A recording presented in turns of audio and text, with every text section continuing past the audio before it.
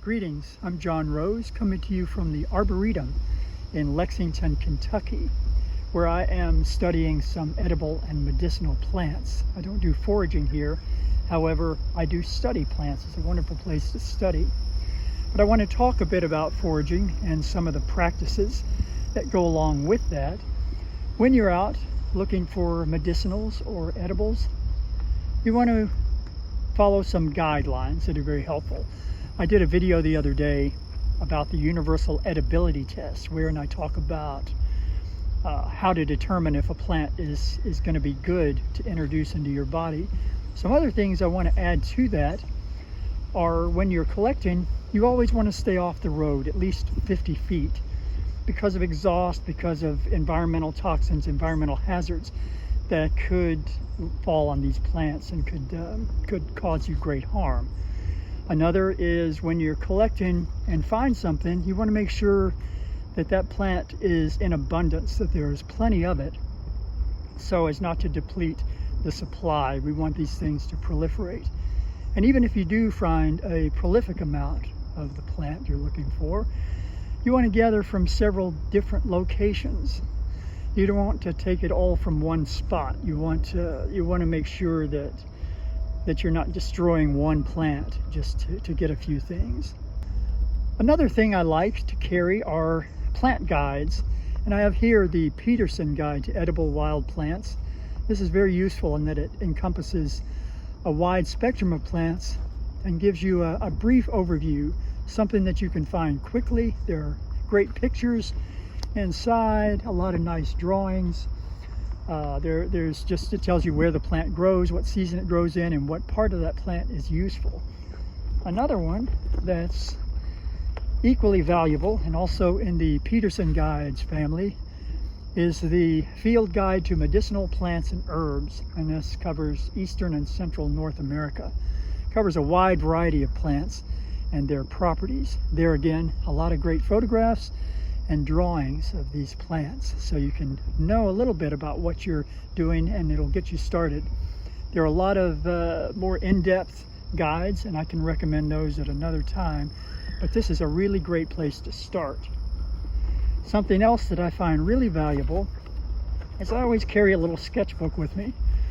In this case, it's just a nice little field book and a pencil, and when I find a plant that I want to know about, I'll sketch that plant. All the details that I can, I'll sketch them in with a pencil. Now, these aren't artists' renditions of anything. I'm not any kind of an artist. However, it gives me an idea and makes me conscious of all the fine details, whether the stem is a hairy stem or whether it's a smooth stem, how many pistils and stamens are in the flower, how many petals, what color that flower is, what time of year. All these details you want to take note of when sketching a plant, and sketch all the parts, the roots, the stems, the leaves, the flowers, everything that you can. You don't have to destroy the plant in order to do this, unless you're digging up the roots, in which case you do. Hopefully you use the plant afterwards. Another little thing that I like to carry with me, I carry a knife for when I am foraging. And I am rather partial to Mora knives. They're a nice carbon steel knife, really easy to handle and inexpensive, so I like those. And I always carry a jeweler's loop.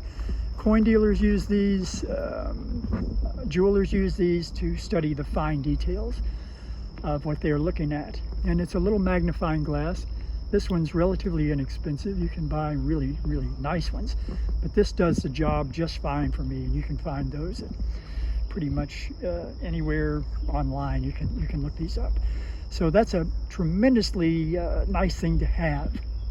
When collecting plants, you also want to stay off the beaten path, as I was saying, not only 50 feet back from the road, but also away from any plants, factories, away from civilization in general. You want to avoid herbicides, pesticides, agricultural runoff, all of these sorts of things. They can all affect the health of the plant and also the effect of you if you consume that plant.